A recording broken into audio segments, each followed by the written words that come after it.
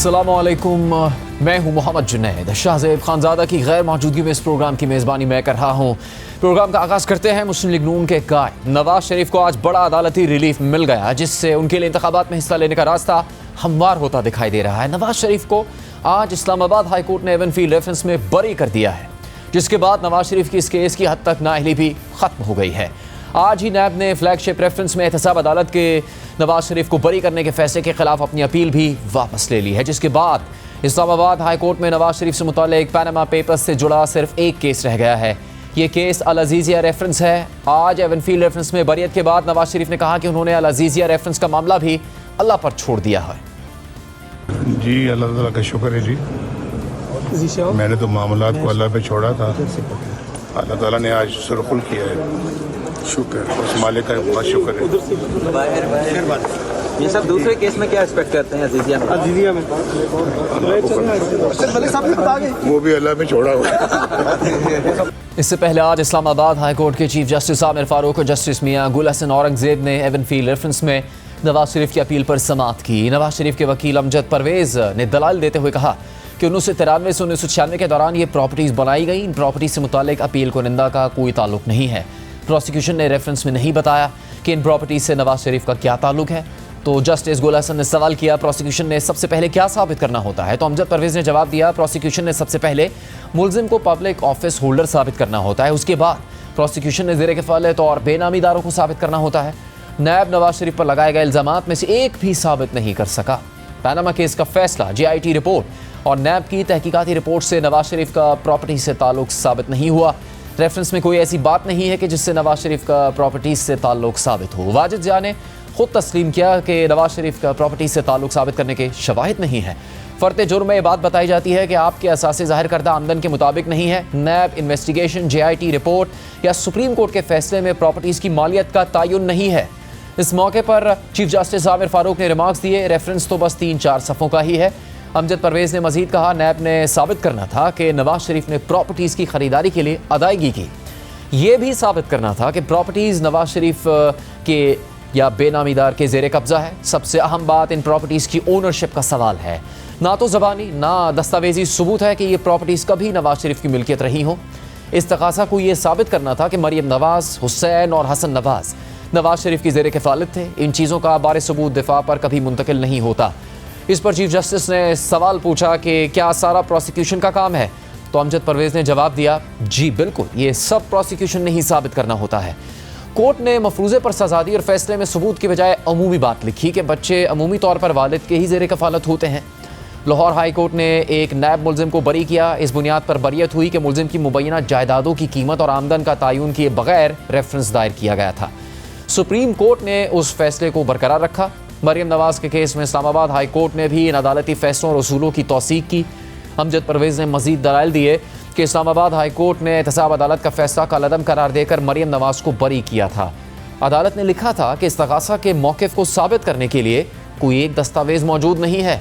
इस दौरान नैब के प्रोसिक्यूटर ने अदालत से कहा कि सुप्रीम कोर्ट के फैसले की वजह से ही रेफरेंसेस दायर किए गए थे। तो जस्टिस गुल हसन ने रिमार्क्स दिए कि आप कहना चाह रहे हैं कि रेफरेंस दायर करना आपकी मजबूरी थी। हम भी समझ रहे हैं कि रेफरेंस दायर करना नैब की मजबूरी थी। नैब प्रोसिक्यूटर ने मजीद कहा कि मरियम नवाज की बरियत के फैसले के खिलाफ नैब ने उस वक्त अपील नहीं की। अब वो फैसला हतमी है, उस पर हम दलाइल नहीं दे सकते, जिस पर अदालत ने एवनफील्ड रेफरेंस में नवाज शरीफ की सज़ा का फैसला कालअदम करार दे दिया और उन्हें बरी कर दिया। इस दौरान नैब प्रोसिक्यूटर ने कहा, हम फ्लैगशिप रेफरेंस में नवाज शरीफ की बरियत के खिलाफ अपील भी वापस ले रहे हैं, जिस पर अदालत ने फ्लैगशिप रेफरेंस की अपील वापस लेने की बुनियाद पर खारिज कर दी।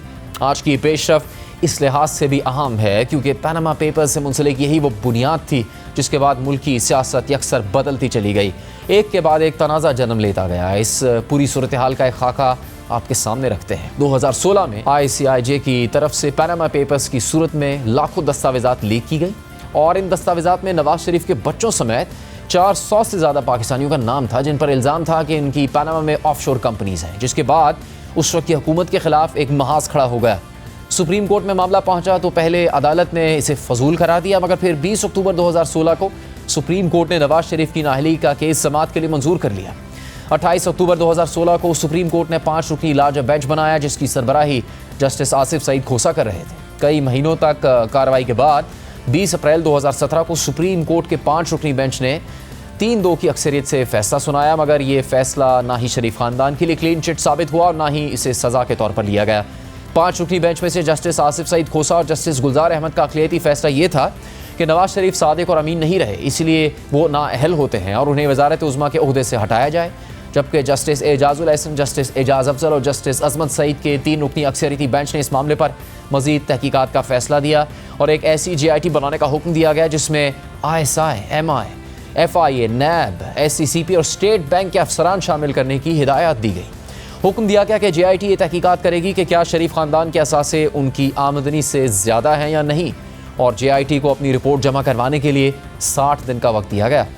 इसी तरह 20 अप्रैल के फैसले से नवाज शरीफ वज़ीर आज़म तो बरकरार रहे, मगर उनके ख़ानदान को मज़ीद तहकीकात का सामना करना पड़ा। साथ ही JIT भी मतनाज़ हो गई, इसे व्हाट्सएप JIT करार दिया गया। फिर इस मतनाज़ JIT ने 10 जुलाई 2017 को 275 सफ़ात की अपनी रिपोर्ट अदालत में पेश की। फिर 28 जुलाई को सुप्रीम कोर्ट के 5 रुकनी बेंच ने ब्लैक्स लॉ डिक्शनरी से एक तशरीह निकालकर उस वक्त के वज़ीर आज़म नवाज शरीफ को अपने बेटे से तनख्वाह न लेने पर मगर उसके तनख्वाह के काबिल वसूल होने की बुनियाद पर नाअहल करार दे दिया। साथ ही शरीफ ख़ानदान के खिलाफ नैब को 6 हफ्तों में 3 रेफरेंसेस दायर करने का हुक्म दे दिया गया। एहतसाब अदालत से कहा कि वो इन रेफरेंसेस पर 6 माह में फैसला करे और इस पूरे अमल की निगरानी के लिए सुप्रीम कोर्ट ने जस्टिस एजाजुल एहसन को मॉनिटरिंग जज तैनात कर दिया, जो नवाज शरीफ को नाअहल करार देने वाले बेंच का हिस्सा थे। यूँ नवाज शरीफ आम इंतखाबात से सिर्फ 1 साल पहले ही नाअहल हो गए। फिर सुप्रीम कोर्ट के फैसले की रोशनी में नैब ने 3 रेफरेंस दायर किए, जिनमें से एक एवनफील्ड रेफरेंस था जिसमें आज नवाज शरीफ बरी हुए हैं, जबकि दूसरा फ्लैगशिप रेफरेंस था जिसमें नवाज शरीफ को एहतसाब अदालत ने बरी कर दिया था और आज नैब ने फैसले के खिलाफ अपील भी वापस ले ली है। जबकि तीसरा रेफरेंस अल अजीज़िया था जिसमें नवाज शरीफ सज़ा याफ्ता हैं और उनकी अपील इस्लामाबाद हाई कोर्ट में ज़ेर समात है। सबसे पहले नवाज शरीफ को एहतसाब अदालत से एवनफील्ड रेफरेंस में सज़ा हुई थी और ये फैसला 6 जुलाई 2018 को सामने आया था, जिसमें नवाज शरीफ के साथ साथ मरियम नवाज, कैप्टन रिटायर्ड सफ्दर को भी सज़ा सुनाई गई थी। उस वक्त नवाज शरीफ और मरियम नवाज लंदन में थे, लेकिन अदालती फैसला आने के बाद वो दोनों वतन वापस आए। उन्हें एयरपोर्ट से गिरफ्तार किया गया, जबकि कैप्टन रिटायर्ड सफ्दर को पहले ही गिरफ्तार कर लिया गया था। यूँ 2018 के इलेक्शन से चंद दिन पहले ही नवाज शरीफ और मरियम नवाज को जेल में डाल दिया गया। इस दौरान इलेक्शन करवा दिए गए। नवाज शरीफ और मरियम नवाज ने रिलीफ के लिए इस्लामाबाद हाई कोर्ट से रुजू करने का फैसला किया, लेकिन फिर ये इल्ज़ामात सामने आए कि जनरल फैज़ हमीद की सरबराही में इस्टेब्लिशमेंट इस्लामाबाद हाई कोर्ट पर भी असरअंदाज होने की कोशिश कर रही है। और इसी दौरान इस्लामाबाद हाई कोर्ट के सीनियर तरीन जज जस्टिस शौकत सिद्दीकी ने दावा किया कि एजेंसी के लोग उनसे राबता कर रहे हैं कि किसी भी सूरत नवाज शरीफ की सज़ा बरकरार रखी जाए, मगर जस्टिस शौकत अजीज़ सिद्दीकी के इल्ज़ामात पर गौर किए जाने की बजाय खुद उन्हें ही ओहदे से हटा दिया गया। सुप्रीम जुडिशल काउंसिल ने जस्टिस शौकत सिद्दीकी के खिलाफ ही कार्रवाई शुरू कर दी और उन्हें बरतरफ कर दिया गया। बहरहाल सितंबर 2018 को इस्लामाबाद हाई कोर्ट के जस्टिस अतर मिन्नल्ला और जस्टिस मियां गुल हसन औरंगज़ेब ने एवनफील्ड रेफरेंस में एहतसाब अदालत का फैसला मुअत्तल कर दिया। Nawaz Sharif, Maryam Nawaz, captain retired Safdar jail से बाहर आ गए। इस दौरान नवाज शरीफ के खिलाफ बाकी 2 रेफरेंसेस यानी अल अजीज़िया और फ्लैगशिप रेफरेंस एहतसाब अदालत के जज अरशद मलिक सुन रहे थे, जिन्होंने दिसंबर 2018 में फ्लैगशिप रेफरेंस में तो नवाज शरीफ को बरी कर दिया, लेकिन अल अजीज़िया रेफरेंस में उन्हें 7 साल कैद की सज़ा सुनाई। एक दफ़ा फिर नवाज शरीफ को गिरफ्तार कर लिया गया, मगर ये फैसला सामने आ गया। खुद जज अरशद मलिक से मुंसलिक एक नए तनाज़े ने जन्म लिया और इस फैसले के 6 महीने बाद जुलाई 2019 में मुस्लिम लीग नून की रहनुमा मरियम नवाज ने एक प्रेस कॉन्फ्रेंस की। दावा किया कि सज़ा देने वाला खुद बोल उठा है कि नवाज शरीफ के साथ ज़्यादती हुई है, फैसला किया नहीं करवाया गया है। फिर उन्होंने जज अरशद मलिक की वीडियो भी चला दी। इस्लामाबाद हाई कोर्ट में एक केस की समाअत के दौरान जस्टिस अतर मिन्नल्ला ने पूछा कि इतने साल गुजरने के बाद जज को मालूम हुआ कि उन्हें नशावर शय पिलाकर वीडियो बनाई गई थी, या तो जज वीडियो को जाली करार देकर उससे इनकार करते। जज तो खुद भी तस्लीम कर रहे हैं कि वीडियो जेन्युइन है, तो फिर इसके खिलाफ कार्रवाई होनी चाहिए। जुडिशल अफसर का ये एतराफ़ तो खुद हमारे लिए शर्मिंदगी का बाइस है। फिर इस्लामाबाद हाई कोर्ट ने ही जज अरशद मलिक का मामला लाहौर हाई कोर्ट को भेजा और फिर लाहौर हाई कोर्ट ने तकरीबन 1 साल बाद यानी जुलाई 2020 को जज अरशद मलिक को ओहदे से बरतरफ कर दिया। इस दौरान नवंबर 2019 में ही नवाज शरीफ अदालत की इजाज़त से इलाज की गर्ज से लंदन चले गए। ताहम इस्लामाबाद हाई कोर्ट में एवनफील्ड रेफरेंस पर समाअत जारी रही। सितंबर 2022 में मरियम नवाज और कैप्टन रिटायर्ड सफदर को अदालत ने बरी कर दिया। नवाज शरीफ, एवनफील्ड और अल अजीज़िया में मुसलसल अदम पेशी पर इश्तिहारी करार दे दिए गए। फिर गुज़श्ता माह की 21 तारीख को जब वो पाकिस्तान वापस आए और अदालत के सामने सरेंडर किया तो अदालत ने हिफाजती ज़मानत भी दी और उनकी अपीलें भी बहाल कर दी, जिसके बाद आज एवनफील्ड रेफरेंस में अदालत ने उन्हें बरी कर दिया है, जबकि अल अजीज़िया रेफरेंस में उनकी अपील पर समाअत जारी है। दूसरी जानिब तोशाखाना केस में नाअहल करार दिए जाने और इलेक्शन कमीशन के इंट्रा पार्टी इलेक्शन करवाने के फैसले के बाद इमरान खान की पार्टी चेयरमैनशिप खतरे में पड़ गई है। तहरीक इंसाफ ने तोशाखाना केस में फैसले के खिलाफ अपील से उम्मीदें जोड़ ली हैं, जिस पर कल इस्लामाबाद हाई कोर्ट में समाअत होगी। इस दौरान तहरीक इंसाफ ने इलेक्शन कमीशन के फैसले के तनाजुर में हफ्ते को इंट्रा पार्टी इलेक्शन का ऐलान किया है। कहा है कि PTI की चेयरमैनशिप के उम्मीदवार इमरान खान नहीं बल्कि इमरान खान की मंजूरी से बैरिस्टर गौहर अली होंगे। साथ ही सेनेटर अली जफर ने वाज़ेह किया कि बैरिस्टर गौहर आर्जी तौर पर चेयरमैन होंगे। पार्टी इलेक्शंस सैटरडे को हम ये इलेक्शंस कराने जा रहे हैं। इमरान खान साहब तोशाखाना के केस का फैसला नहीं होता, वो ये इलेक्शन नहीं लड़ रहे। इमरान खान साहब ने नाम बताया, वो हैं बैरिस्टर गौहर साहब। पॉलिटिकल फिगर्स अपने अपने काम कर रहे हैं, टेम्पररी अरेंजमेंट है, इसलिए इसमें कोई परमानेंट हम पॉलिटिकल फिगर नहीं लाना चाहते थे। ये कोई -1 नहीं, ये जो नॉमिनेशन है उससे ही आपको जाहिर हो जाता है कि ये प्योर नॉमिनेशन है और प्योर टेम्पररी अरेंजमेंट है।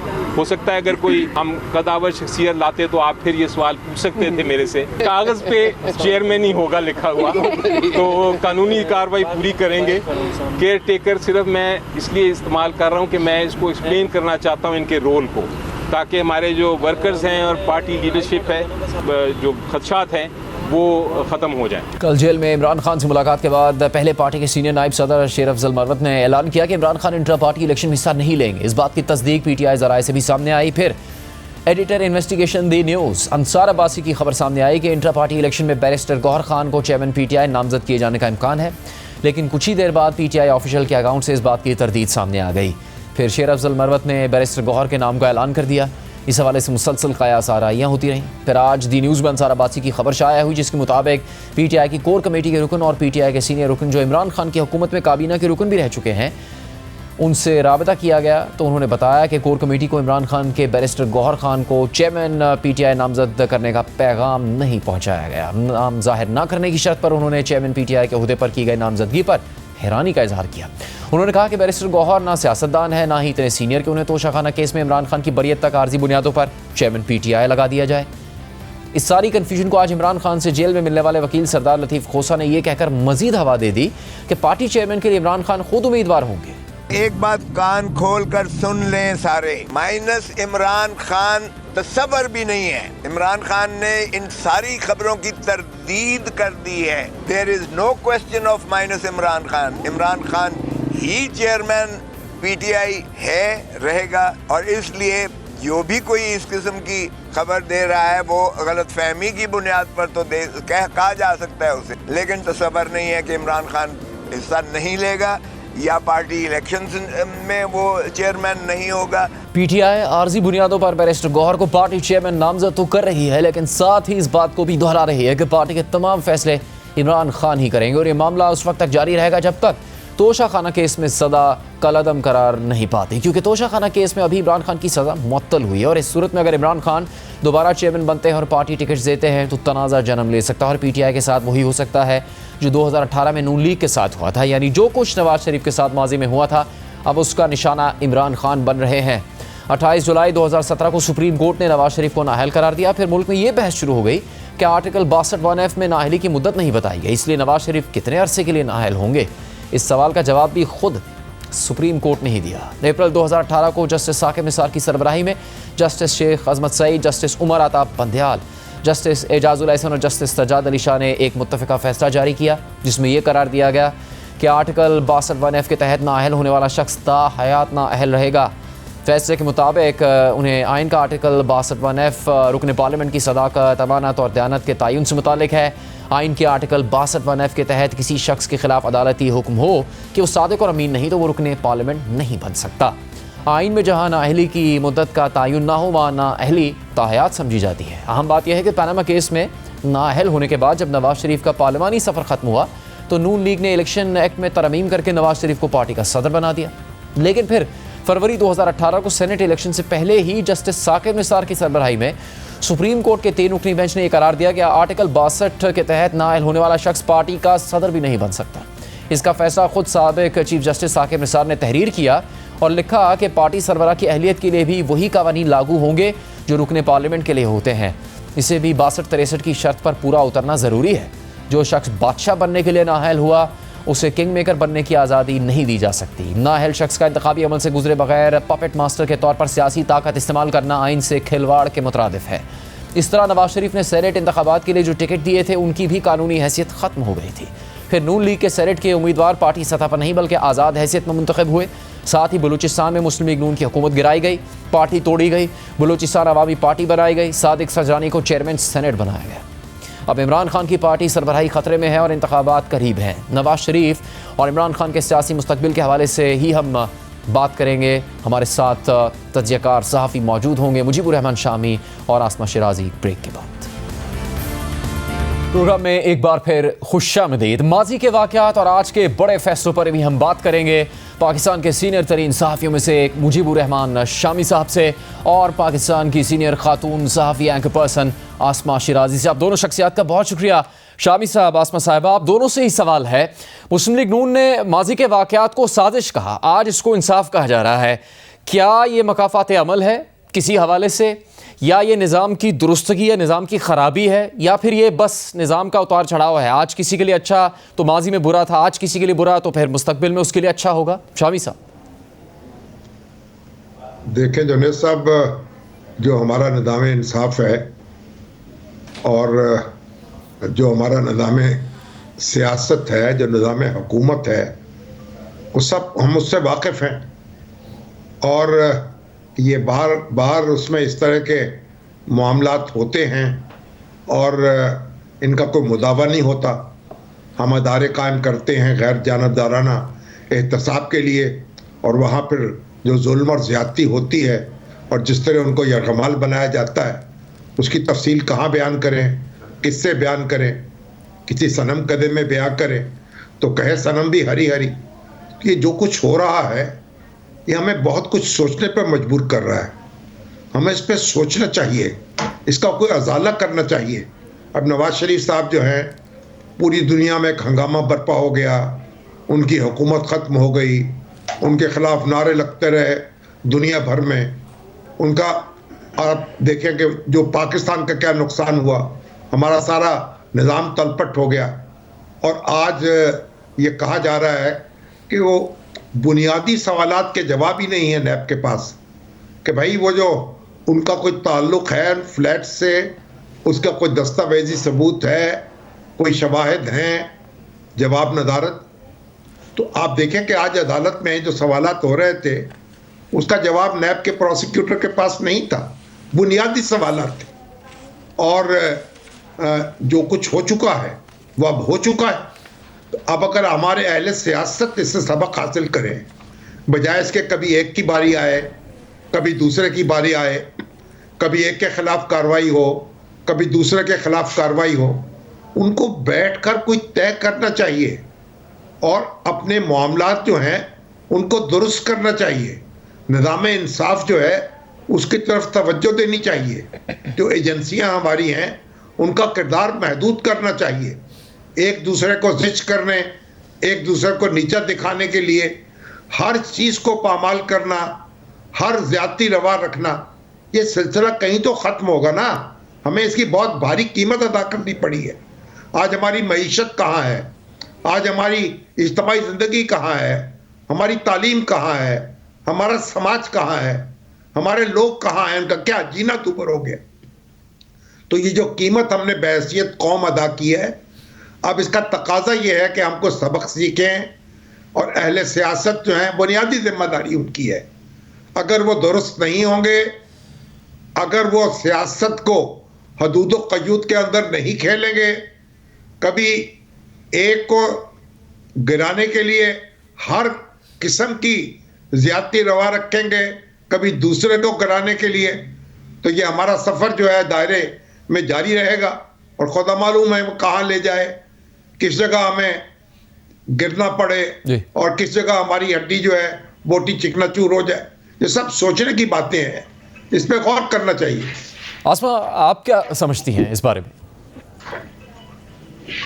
जी बिल्कुल, मेरा ख्याल है कि शामी साहब ने दरिया को कूजे में बंद किया है कि अब ये दायरे का सफ़र जो है ये मौत के कुएं का दायरा जो है वो बन चुका है, जिसके अंदर ये सफ़र जारी है।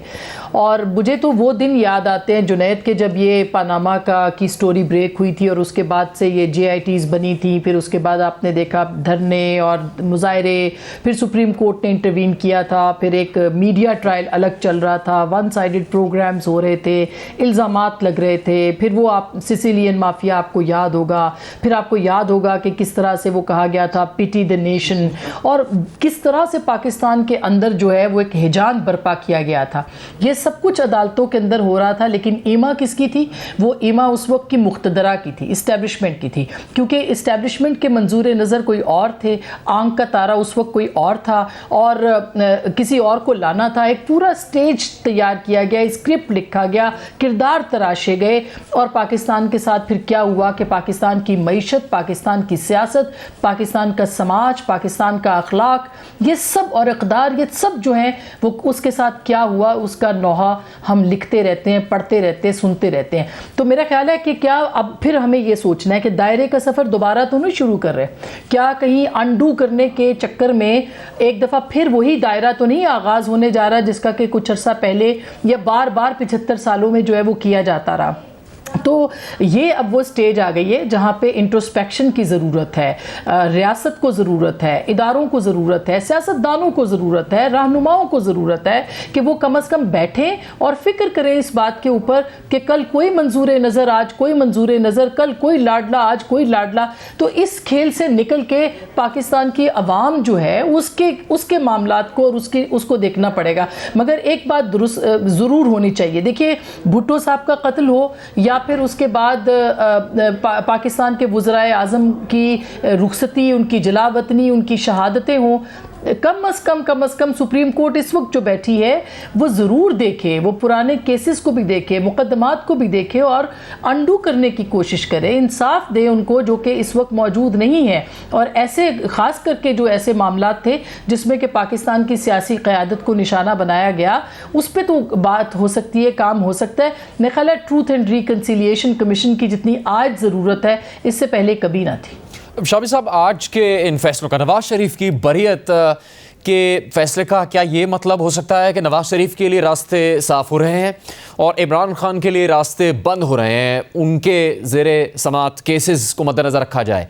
या फिर आज के इन फैसलों का ये नतीजा भी निकल सकता है कि इस तरह के गोरख धंधे के ज़रिए से किसी और सियासतदान का कभी दोबारा रास्ता बंद नहीं किया जाएगा? क्या ये नतीजा भी निकल सकता है इसका?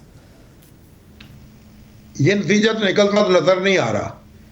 इस नतीजे को निकालने के लिए तो अहले सियासत को बैठना पड़ेगा एक दूसरे के साथ, एक दूसरे को स्पेस देनी होगी, एक दूसरे का हक के सियासत तस्लीम करना होगा। दुनिया भर में जहाँ जमहूरी हुकूमतें कायम हैं, जहाँ दस्तूर के मुताबिक हुकूमतें चल रही हैं, वहाँ इस तरह तो नहीं होता कि आप अगर एक इंतखाब जीत जाएं तो जो आपके मुखालिफ हैं उनसे हाथ मिलाने को तैयार ना हो, उनके साथ बैठने को तैयार ना हो और उनको आप कहें कि हम तय कर देंगे, और जो मुखालिफ हैं वो समझे कि हम एक शख्स को इख्तिदार पे बैठा नहीं रहने देंगे। आप देखें, हमारे हमसाये में देख लें, इंडिया है, बांग्लादेश है, श्रीलंका है, और ये सारे ममालिक तो हमारे करीब के मुल्क हैं ना, और किसी न किसी तरह हमारी तारीख का हिस्सा रहे हैं, हमारे वजूद का हिस्सा रहे हैं। तो इन्होंने जो सीखा है हम क्यों नहीं सीखने पर तैयार हैं? तो ये तो पहली बुनियादी बात तो ये है, और ये बात कोई सीखते नजर नहीं आ रहे लोग। अब तो यानी एक ही जज्बा है कि किसी तरीके से मैं अपने मुखालिफ को तहक़ीक़ कर दूं। तो जब तक अहले सियासत ये बात नहीं सीखेंगे उस वक्त तक ये मामला इस तरह आगे नहीं बढ़ेगा। लेकिन बहरहाल जो कुछ भी हुआ, अब नवाज शरीफ साहब जो हैं उनको इंसाफ मिल गया, एक लिहाज से आप कह सकते हैं, क्योंकि जो कुछ उनके साथ हुआ है अब उसकी तो सारी तफसीलात हमारे सामने आ गई जी। अब किसी दूसरे के साथ भी ऐसा नहीं होना चाहिए। अब हर एक को हमारा निज़ाम इंसाफ जो है उसके बारे में हमें गौर करना चाहिए। अभी आसमा कह रही थी कि सुप्रीम कोर्ट सारी माजी की गलतियों को इस्लाह कर दे, उनका अजाला कर दे। ये सुप्रीम कोर्ट के बस में नहीं है, वो किस किस गलती की इस्लाह करेगा। अगर हम मुस्तकबिल पर नजर रखें और मुस्तकबिल को दुरुस्त कर लें और हर शख्स जो है और अदारा जो है अपने गिरबान को टटोले, उसने देखे क्या किया है। भाई आप अपनी सियासत जो है उसको आईन के दायरे में चलने नहीं देते। कौन लोग हैं जो ये बाजीगर हैं, वो कौन लोग हैं जिन्होंने तमाशे नचा रखे हैं, वो कौन हैं जो अपनी मुसल्लत करना चाहते हैं मर्जी, वो कौन लोग हैं जिसी को चैन नहीं लेना देने चाहते। तो ये सारे सवालात हैं जो हमारा पीछा कर रहे हैं, हमारा मुस्तकबिल खोटा कर रहे हैं। अगर हम सवालों का जवाब नहीं ढूंढेंगे, अपने मुस्तकबिल को भी माजी बना देंगे, फिर हम कहाँ जाएंगे। हर मैदान में हम पीछे हैं। आज देखिए, आप मुकाबला कीजिए, मुवाजना कीजिए दुनिया के ममालिक के साथ। जी, आपने इसका जिक्र किया। शामी साहब, आप दुरुस्त करने की बात कर रहे हैं। आसमा साहिबा, शामी साहब कहते हैं कि अहले सियासत को अपने आप को दुरुस्त करना पड़ेगा। क्या अहले सियासत की ये पहली जिम्मेदारी है? चूँकि जब हम देखते हैं माजी के वाक़यात को तो नज़र आता है कि रियासती फैसला साज सबसे पहले मैदान में आते हैं जो कोई साजिश बुनते हैं, फिर अदलिया के कुछ किरदार उसमें शामिल हो जाते हैं, फिर किसी सतह पर जाकर सियासतदान आते हैं। अगर इनको 3 सतहों में बयान करना है तो सबसे आखिरी सतह पर जो लोग हैं, क्या उनकी सबसे पहले जिम्मेदारी बनती है?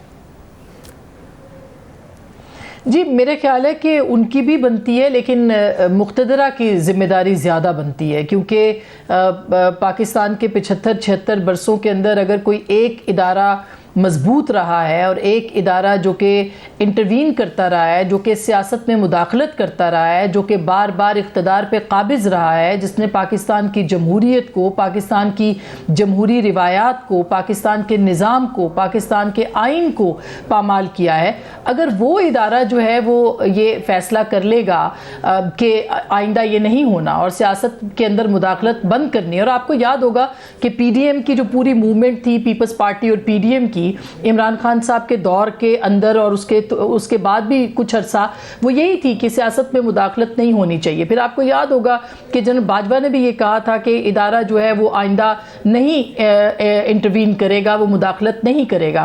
फिर उसके बाद 9 मई होती है और 9 मई तक जो पाकिस्तान की सियासत थी वो एक मजबूत धारे में थी, वो एक मजबूत किरदार अदा करने की पोजीशन में थी, गो कि वहाँ पे भी वो उस तरह से काम नहीं हुआ। लेकिन 9 मई के बाद तो पाकिस्तान की सियासत जो है वो उसको बिल्कुल दीवार के साथ लगा दिया गया या वो लग गई। और इसका जिम्मेदार कौन है? जब तक उस जिम्मेदारी का तयन नहीं होगा, इसके जिम्मेदार अगर इमरान खान साहब हैं तो उनके साथ वो शामिल किरदार भी थे जो कि उनको लाने वाले या उनको सपोर्ट देने वाले हैं। तो जब तक ये तयन नहीं होगा, इसके ऊपर तलाफी कैसे होगी, इसकी माफ़ी कैसे होगी, कोई एहसास नदामत, कोई एहसास पछतावा होगा तो मामला आगे बढ़ेगा। तो मेरा ख्याल है सबसे इंपॉर्टेंट ये है कि रियासत अपना काम करे और इस्टेब्लिशमेंट सियासत के अंदर मुदाखलत ना करे।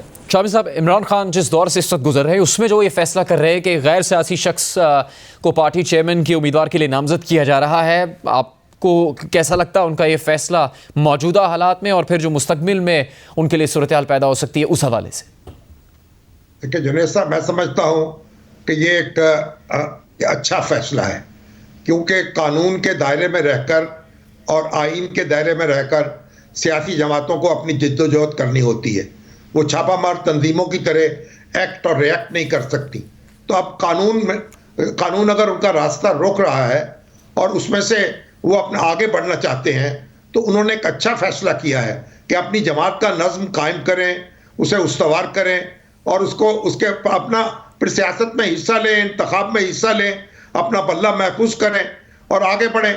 देखिए, मुख्तलिफ जमातें इन मराहल से गुजरती रही हैं और उन्होंने अभी मुस्लिम लीग नून के साथ जो हुआ वो हमने देखा, पीपल्स पार्टी भी ऐसे अदवार से गुजरी है। और अब खान साहब अगर दानाई के साथ और हिकमत के साथ गुजर जाते तो उनके लिए बहुत बेहतर होता।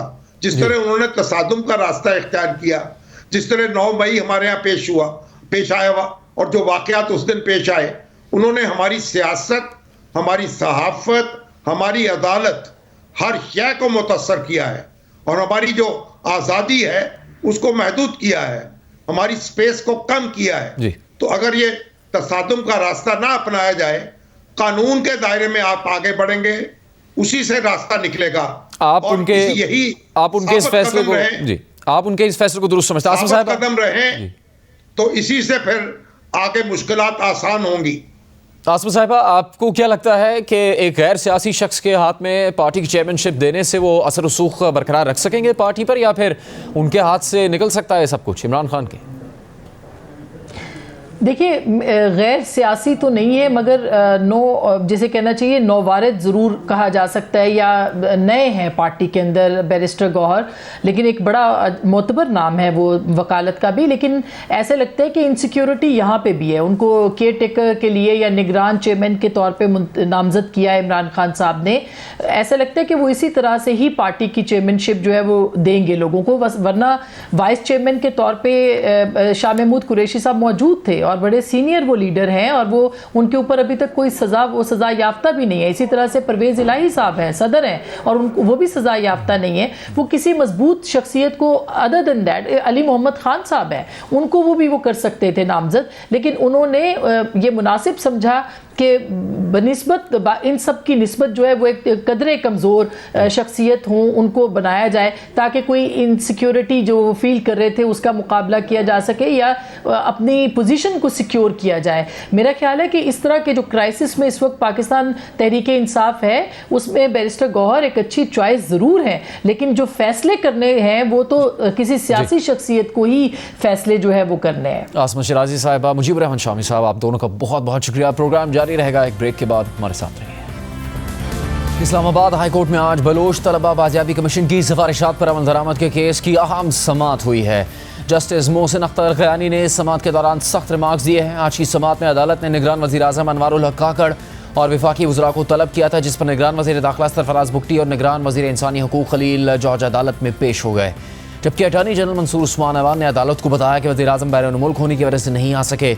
बलोच तलबा को बाजियाब करवा लिया गया है, वो घर पहुँच चुके हैं। 28 बलोच लापता अफराद अभी भी लापता हैं।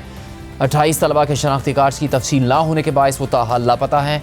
अटॉर्नी जनरल ने कहा वो यकीन दहानी करवाते हैं कि तमाम लापता अफराद को बाजियाब करवाने की कोशिश करेंगे। कमीशन की रिपोर्ट निगरान वफाकी काबीना के सामने पेश की गई थी। काबीना की कमेटी तश्कील दी गई जिसको ये मामला भेजा गया। कमीशन को ऑर्डर था कि एक्शन से मुताल्लिक तजावीज़ दें। जस्टिस मोहसिन अख्तर क़यानी ने रिमार्क्स दिए कि सादा सी बात है, बुनियादी इंसानी हकूक़ का मामला है, सारे लापता यूनिवर्सिटी स्टूडेंट्स हैं, क्या वो पाकिस्तानी शहरी नहीं? ये रिपोर्ट बाती नज़र में ज़ाहिर करती है कि मुल्क में कोई लॉ एंड ऑर्डर नहीं, जिसका जो जी में आए वो किए जा रहा है। सारा इल्ज़ाम स्टेट एजेंसीज़ पर है।